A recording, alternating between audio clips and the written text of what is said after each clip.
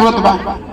देखिए हमने के गांव में मोटरसाइकिल चलत लड़का मोटरसाइकिल चलाता सन ना, मोटरसाइकिल हमने के चलाते जब बनत कहाँ बा मोटरसाइकिल बनता हरियाणा में, महाराष्ट्र में।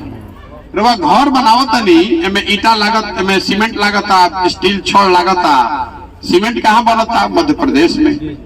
रवा गाड़ी चलावता नहीं, गाड़ी कहाँ बनता? गुजरात में, तमिलनाडु में।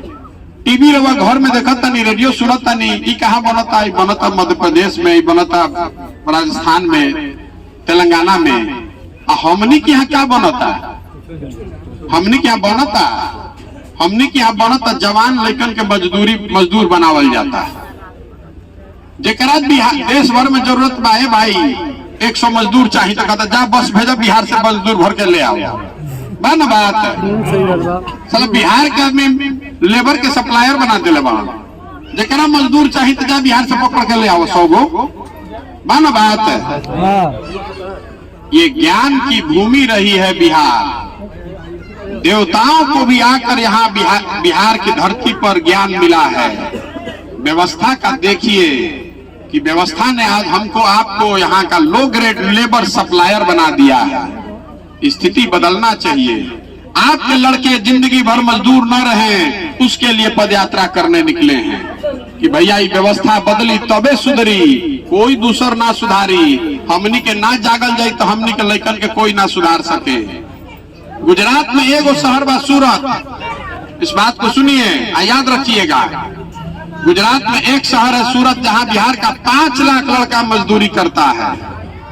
समझी कि वजह कितना फैक्ट्री हुई? 5 लाख बिहार का आदमी वजह मजदूरी करता। मोदी जी सूरत में फैक्ट्री लगावता तो 2-4 गो फैक्ट्री बिहारे में लगा देता तो हमनियों को लेकर के इज्जत नौकरी लाग जाए, रोजगार लाग जाए।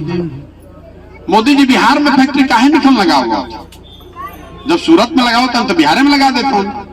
बिहार में ऐसे निकल लगाओ कि उनको मालूम बा कि बिहार में फैक्ट्री लगाने की जरूरत का बा। चुनाव हो फिर आई, फिर 56 इंच के सीना, भारत पाकिस्तान, हिंदू मुसलमान, अब पुलवामा हो, या फिर हमने के जाके मुझे बटन दबा दिया। तो फैक्ट्री लगाने का जरूरत है भाई? अब बस समझिए हमने कितना पूर्वक मानी जा। 26 MP का राज्य है गुजरात। गुजरात से 26 गो लोकसभा के MP जीत के जालो तो गुजरात का आदमी बन गया फैक्ट्री का मालिक। हमने के बिहार में 40 गो MP जिता के भेजले बानी जाता, हमने के लड़का हो गया फैक्ट्री में मजदूर। हमने के बुझता है कि बड़ा चालाक जाएगा।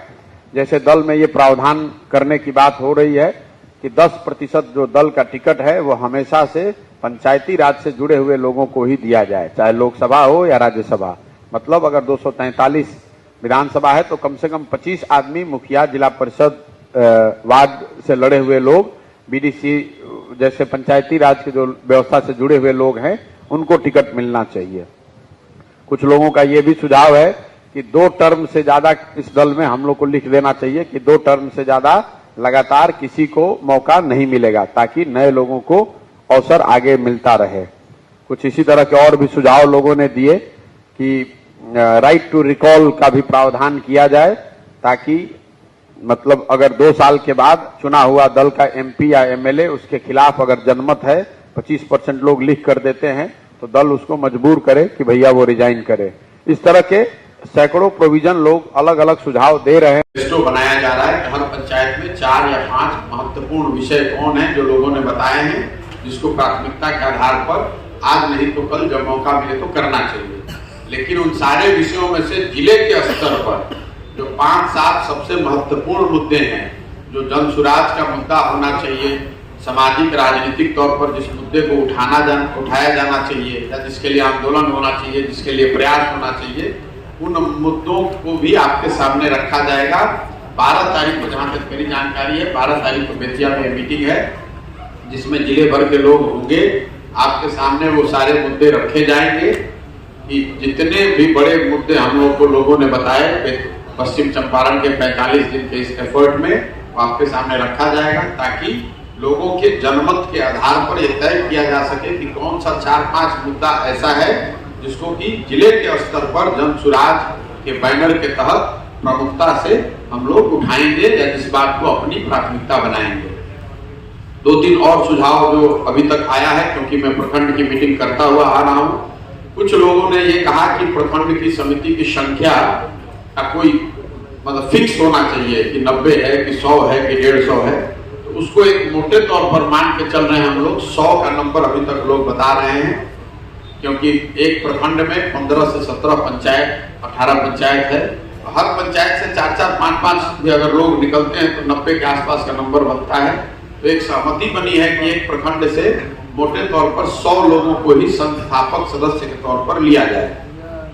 एक और जो सहमति लोगों ने बनाई है अभी तक, वो आपके विचार के लिए भी है कि जो लोग संस्थापक सदस्य हैं, जिनको वोट का अधिकार है कि इस दल का नेता कौन होगा, इस दल में टिकट कैसे बनेगा, इन विषयों पर जिनको वोट का अधिकार है, अगर संस्थापक सदस्य आप एक बार बन गए, उसके बाद अगर कोई ज्वाइन करता है या करना चाहता है, उसका क्या किया जाएगा, उस पर लंबी चर्चा हुई है। हर प्रखंड में हुई है, चंपारण में हुई है, चंपारण के बाहर भी जहां भी लोग बना रहे हैं इस तरह की समिति, वहां भी चर्चा हुई है। उसमें यह तय किया गया है कि अभी तक सुझाव है वो आपसे साझा कर रहे हैं कि जो लोग संस्थापक सदस्य हैं उनकी सहमति से ही, मतलब हर आदमी सहमत तो जरूरी नहीं हो, लेकिन बहुमत के आधार पर ही नए लोगों को प्रखंड समिति का हिस्सा बनाया जाएगा। लेकिन प्रखंड समिति का जो हिस्सा बनेगा संस्थापक सदस्यों के बाद, उसको 3 साल तक लोगों का मानना है कि वोटिंग का अधिकार नहीं होना चाहिए। ऐसा इसलिए कि ज्यादातर लोगों का अनुभव ये रहा है कि जब कोई भी इस तरह का प्रयास होता है, दल बनता है, अभियान चलता है, आंदोलन होता है,